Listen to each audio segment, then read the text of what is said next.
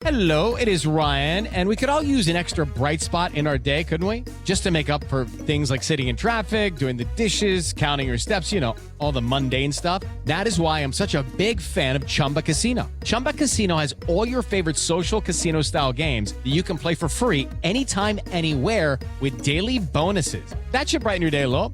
Actually, a lot. So sign up now at ChumbaCasino.com. That's ChumbaCasino.com. No purchase necessary. VGW Group. Void where prohibited by law. See terms and conditions. 18+. With so many options, why choose Arizona State University? For me, the only online option was ASU because of the quality. Their faculty was really involved with their students and care about your personal journey. The dedication to my personal development from my professors, that's been extremely valuable to me. Earn your degree from the nation's most innovative university. Online. That's a degree better. Explore more than 300 undergraduate, graduate, and certificate programs at asuonline.asu.edu. Ooh, later with Mo Kelly on KFI AM 640.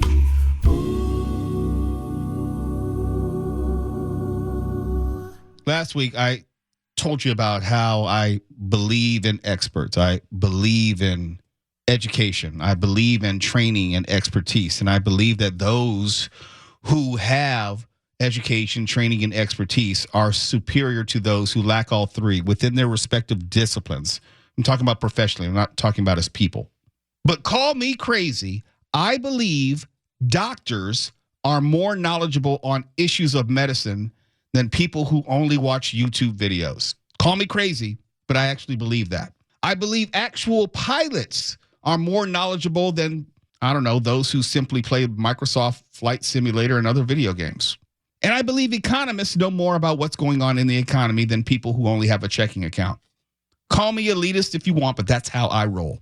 I prefer actual contractors and plumbers to guys who watch YouTube videos as well. Expertise matters. Your one DIY video is not equal to years in a trade school or decades in a profession. Can we agree on the simple stuff? I think that's pretty simple.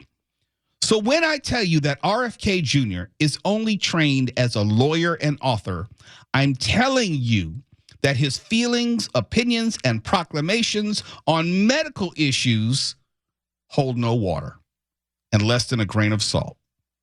Presently, he's Secretary of Health and Human Services. He has zero experience as a physician, a health scientist, a virologist, immunologist, epidemiologist, podiatrist, dentist, chiropractor, veterinarian, apothecary, midwife, or even dental hygienist.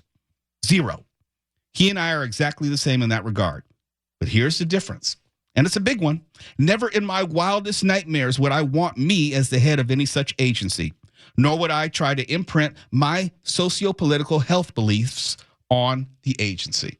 I mention this because RFK Jr. pledged an answer to what he calls the autism epidemic, quote unquote, and he will have that answer by September. Not pledge a treatment for any specific portion of this quote unquote epidemic. Remember, autism, there's a spectrum here. It's just not one particular condition. But his word, epidemic. Just an answer to this. But to promise an answer is to presuppose we all agree on the same question. Again, substitute me for RFK Jr. and you should have an equal amount of faith, as in none. More recently, Health and Human Services Secretary RFK Jr. in a new interview said autism was an epidemic with an impact that surpasses the COVID-19 pandemic. Believe that. Here are his words, quote, "This is an epidemic. It dwarfs the COVID epidemic and the impacts on our country because COVID killed old people. Autism affects children and affects them at the beginning of their lives, the beginning of their productivity, and it's absolutely debilitating for them, their families, their communities." Close quote. That's what Kennedy had to say on WABC 770 AM. I don't argue with unserious people. I don't need to deconstruct his theories. I'm just telling you what he had to say.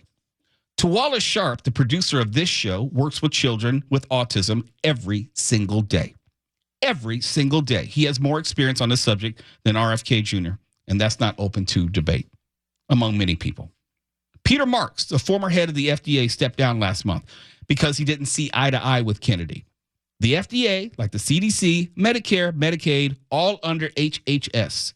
There's a reason it's a crime to impersonate a physician or practice medicine without a license, because it is just that serious. People could die.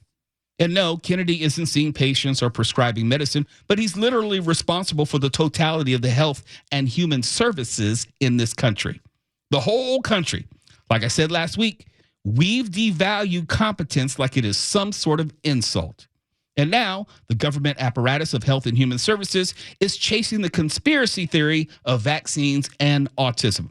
This is like putting a flat earther in charge of NASA, a government agency, and that flat earther announcing he's going to get an answer to the shape of the planet. I know, you really like RFK Jr. because he says stuff you also believe, but neither of you is a physician, a virologist, immunologist, epidemiologist, scientist, all those real complicated jobs. Neither you nor RFK Jr. has conducted any peer review studies. Kennedy's starting with a conclusion and hoping to work his way backwards. I'm here to tell you, I'm not a scientist, but I do know that's not how the scientific method works. You mean you couldn't get at least a physician to run HHS? Not even a dentist? Not even a podiatrist? Would you want a Secretary of Defense with zero military experience? No, say that out loud. Because this is what that is like. Do we really think that little of health and human services, the CDC, the FDA, the VA, etc., that any old person who believes the same conspiracy theories that you do can do the job? ? I'm Ron Burgundy. As long as he believes vaccines cause autism, sign him up. That's where we are in America. I like my pilots highly trained. I like my air traffic controllers highly trained. Why? Because people might die. Why we don't apply that same type of leadership to a top agency like HHS, I don't know. Let me remind you as I close, 2 children have died in America thus far from measles, and 27 states, and I heard Mark Ronner say this, 27 states have recorded measles infections in this latest outbreak. 27 states. Why measles or bird flu is not at the top of the list of priorities and providing an answer for those issues, I can't tell you. Tomorrow, class, we're going to talk about the benefits of hiring a Secretary of Labor who has never had a job or worked a day in his or her life, and a Secretary of the VA who is anti-military, because experience need not apply. For KFI AM 640, I'm Mo Kelly.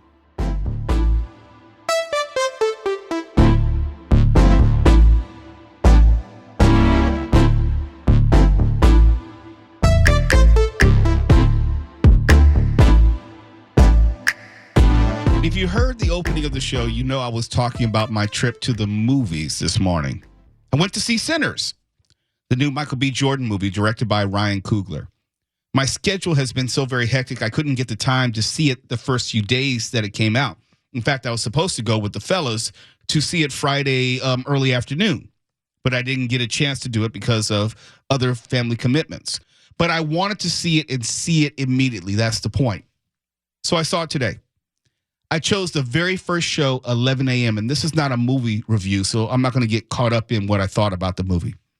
But long story short, in that 11 a.m. movie, the first show of the day at Cinepolis Inglewood, 2 other guests were loudly talking through the movie. Came in late, loudly talking, order food, loudly talking, being disruptive, and smelling like weed. And you know how I feel about the weed part. And I waited a while. You try to put up with stuff for a while until you can't put up with it anymore. And then I called them out. And it did become a huge thing, thank goodness, but it still became a thing.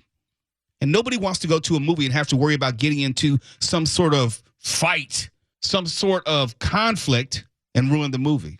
But it got me thinking, how and why did we get here? Everyone has these stories. Here, as in the place where manners, decency, and acting like a responsible adult fell out of favor.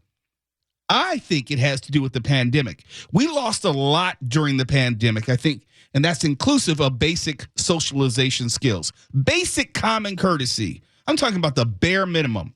Mind you, we didn't have a lot before COVID, and we sure as hell barely had any after COVID. And this is kind of still connected to my thoughts earlier in the week about physical discipline and corporal punishment. There is just zero respect anymore. That's what it comes down to, zero. And that's not, I'm an old man, get off my grass talking. There are just some things which are or should be timeless and not relegated to some bygone era. I kid you not. I really considered whether going to the movies, physically going to the movies, was worth it anymore today. I shouldn't have to pay money and miss out on parts of a movie I paid for, or have to worry about some sort of confrontation from some knuckleheads who are smoked out, or they won't stop kicking the back of my chair, or they won't stop texting or talking in the theater. I shouldn't have to worry about that. But this is something that movie theaters will have to address more forcefully if they hope to survive as an industry. But it's not just limited to movie theaters. The complete lack of respect and home training, that's rampant. And I got all your messages. You're complaining and moaning about me supporting spanking of children. Yes, I am fully in support of spanking/physical discipline. I get it. You can't differentiate between correction and child abuse. You don't see any difference. Well, I'm here to tell you that's a you problem. And because you don't see any difference, this society, which is inclusive of me and you, has become ridiculously permissive. But you at the same time complain like I do, that people in general are out of control. You complain that kids are out of control. But here's the thing about adults. They were kids once upon a time, and badass kids turn into pain in the ass adults. Ryan Seacrest here. When you have a busy schedule, it's important to maximize your downtime. One of the best ways to do that is by going to ChumbaCasino.com. Chumba Casino has all your favorite social casino games like spin slots, bingo, and solitaire that you can play for free for a chance to redeem some serious prizes. So hop on to ChumbaCasino.com now and live the Chumba life. Sponsored by Chumba Casino. No purchase necessary. VGW Group. Void where prohibited by law. 21 plus. Terms and conditions apply. They had 18 years of no discipline, and then they become adults with no discipline or respect. And then we want to argue about getting tougher on crime instead of getting tougher on discipline and stopping the pre-criminal behavior while we could have. No, I've never supported giving Timmy a time out. Bump that. No discipline having kids turn into no respect adults. It's weird how these two are always connected. We can't have it both ways. I would like to go to the movies and not have to worry about getting into a fight. But now I have to, because this is the society in which we live. It's a shame that I might be asking way too much. Spank your badass kids. For KFI AM 640, I'm Mo Kelly.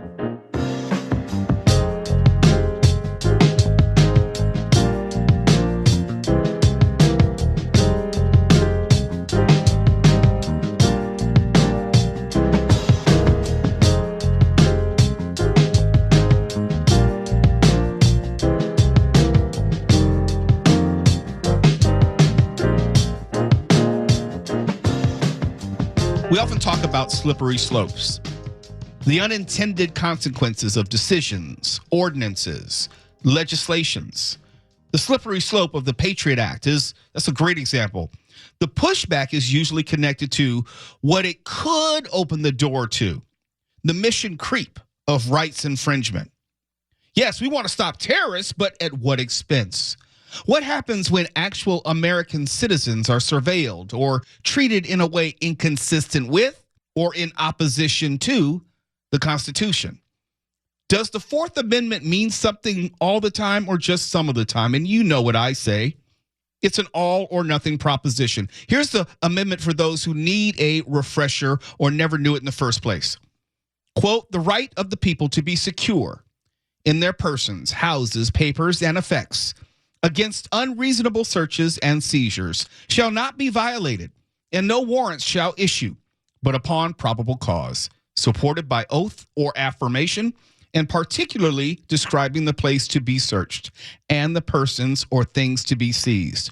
If you're paying attention, you realize how specific the Fourth Amendment is. And the Fourth Amendment, just for an example, is both big and small. The implications could be broad or narrow. Is it okay to violate the rights of just some people if the greater good arguably outweighs it? Well, not according to the Fourth Amendment. That's the ongoing debate in this country. And I was thinking about that regarding the story we discussed earlier in the evening with the license plate reading technology that led to the recovery of multiple stolen cars. Recovery of stolen cars, that's a good thing, right? We probably would all agree. That's a good thing. But then you think about the possible unintended consequences and slippery slope / Patriot Act implications of such technology combined with, let's say, drones looking in the backyards or having your license plate run at any time for any reason. And I wonder where we're headed. It's about looking beyond where we are right now and where we might be going. Combine that with facial recognition technology. We already have buses ticketing cars, reading your license plate, all of your information. You may be not even illegally parked. You just might be near a car which is illegally parked. We have cameras on every corner. Immigration raids, which are sweeping up actual Americans, I'm not making this up, who are being detained, and we are indeed slipping on this slippery slope. As Mark Ronner said earlier, we may already be at the bottom of the hill. I'm not sure what a reasonable expectation of privacy is anymore. You're looking at YouTube right now. Look at the first sentence. The right of the people to be secure in their persons, houses, papers, and effects against unreasonable searches and seizures. What does being secure in our persons, houses, etc., and what is now considered an unreasonable search or seizure? The forefathers could not have foreseen such technology or the implications which come along with it. The Steven Spielberg movie, Minority Report, based on the 1956 Philip K. Dick short story, The Minority Report, is more prescient than ever. If you haven't seen the movie, I don't have time to tell you all about it, but go see it. I think it's one of Tom Cruise's best. All we're missing right now are some precogs. What are precogs? See the movie. But as far as the monitoring of society in every way imaginable, we are there. It was scary when I first saw the movie. Now it's just Tuesday because just about all the technology you see in the movie, with the exception of being able to predict crime, we presently have right now. And that scares the bejesus out of me. The question for this country is, and will continue to be the question of the day, is whether we realize that having the rights of others disregarded will inevitably, inexorably lead to us.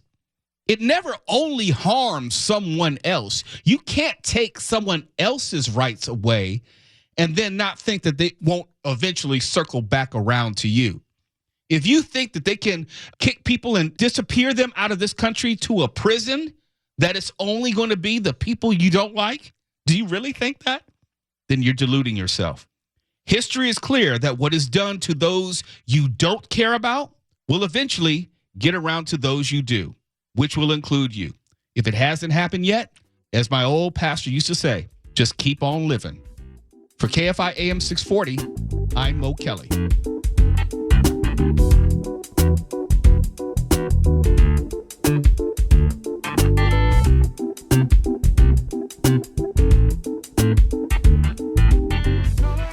If you've been following the show, I said in the first segment that I was going to use Shannon Sharpe as part of my final thought in this last segment. And I want to take my time with this one because there is a lesson in here for somebody. Even though you may not be as wealthy as Shannon Sharpe, or even as old as Shannon Sharpe for that matter, there's a lesson in here as far as how decisions seemingly insignificant can have an outsized impact on your life. And we told you about some of the allegations and accusations facing prominent sports personality and podcaster Shannon Sharpe, and they range from sexual assault to forcible rape. And to be clear, this is a civil lawsuit, not a criminal one or criminal charges. So this will be an issue of liability, not a criminal judgment. But also that means the standards of proof are remarkably different. In a criminal proceeding, the standard of proof is beyond a reasonable doubt. We're all familiar with that. But in a civil proceeding, the standard of proof required is a preponderance of evidence. It's much, much lower threshold, meaning it's just about who has a little bit more evidence than the other. The preponderance of evidence, on which side does it fall? That determines whether someone is found liable or not liable. Put another way, it's much more likely that this will not go the way that Shannon Sharpe would want it to go, as opposed to if there were charges. But speaking of charges, depending on what happens in discovery for this lawsuit, There's nothing to say that there won't be enough evidence for the DA to decide to step in and file charges, because the lawsuit is very, very exact and explicit regarding detailed alleged rape. So that's also a possibility. In other words, it can get much worse before it gets better for Shannon Sharpe. And I mention all this because Shannon Sharpe announced today via a written statement on social media that he is stepping back and taking a leave from ESPN, one of his streams of income. I don't need to read it. It's a boilerplate. He denies all the allegations, says he'll be vindicated, thanks his supporters, yada, yada, yada, blah, blah, blah. But this final thought is specifically for young people. And I think of young people in their teens or 20s. You need to hear this more than anyone else. You need to know that just because you do something off the clock or not at your job, you can still ruin your life. You can still ruin your professional life. You can still make it difficult for you for the rest of your life. You can still get your contract voided. You can still destroy everything you worked for. You may not know this, but Shannon Sharpe was eyeing a $100 million deal connected to his Club Shay Shay podcast. $100 million. That was just reported earlier this week. In fact, one day before this lawsuit was filed. And don't get me wrong, Shannon Sharpe was already a multimillionaire. It's not about whether he's going to be destitute. But $100 million deals don't come around twice if you fumble away the first one. Ask Jonathan Majors. A common refrain by defenders of Sharpe is that, well, what's wrong with what he did? It was two consenting adults. Well, that's actually up for debate and the whole point of the lawsuit. But let's put that aside for a second. Let's just say Shannon Sharpe did not engage in any level of sexual assault. And again, this is specifically for young people. Just because something is legal, i.e. consenting adults engaging in sex, it does not mean that it is defensible. Did you all get that? Just because something is legal, young people, it does not mean it is defensible. And it does not mean that there aren't consequences to the person who happens to be a public figure. Most entertainment personalities, and this includes me. I don't like to think of myself as a public figure, but it does include me. Most entertainment personalities have contracts with infamy clauses. Some call them morals clauses, meaning you don't even have to get arrested. You don't have to even get charged with a crime or convicted of one. You can just do something which embarrasses your employer. End up in a TikTok video harassing someone. Be a Karen. Be part of a protest at the Capitol on January 6th. It could be big or it could be really, really small. But if it is embarrassing to your employer or brings infamy to your employer, you can be gone immediately. Immediately. So don't think, well, whatever I do on social media is my business. That's private. Now, No. Don't make that mistake.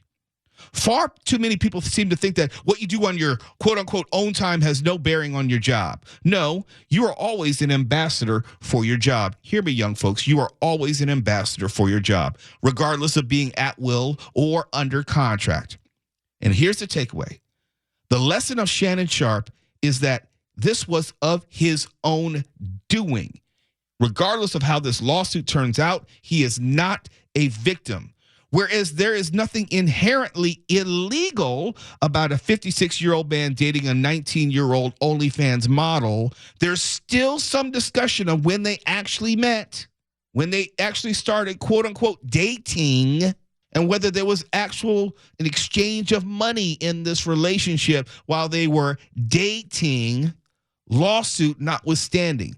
But when you exhibit horrendous judgment, you're Shannon Sharpe, you're a multimillionaire, you're looking at $100 million deal.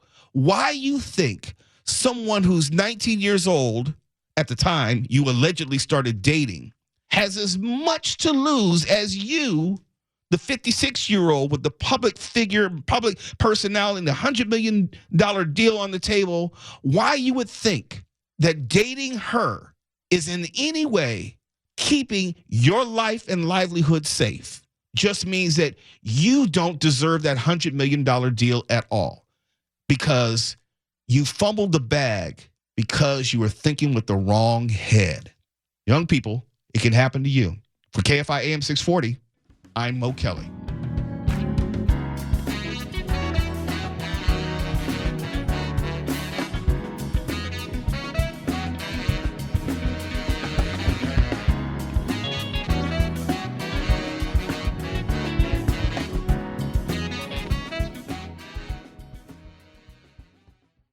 Step into the world of power, loyalty, and luck. I'm gonna make him an offer he can't refuse. With family, cannolis, and spins mean everything. Now, you wanna get mixed up in the family business. Introducing The Godfather at ChumbaCasino.com. Test your luck in the shadowy world of The Godfather slot. Someday, I will call upon you to do a service for me. Play The Godfather now at ChumbaCasino.com. Welcome to the family.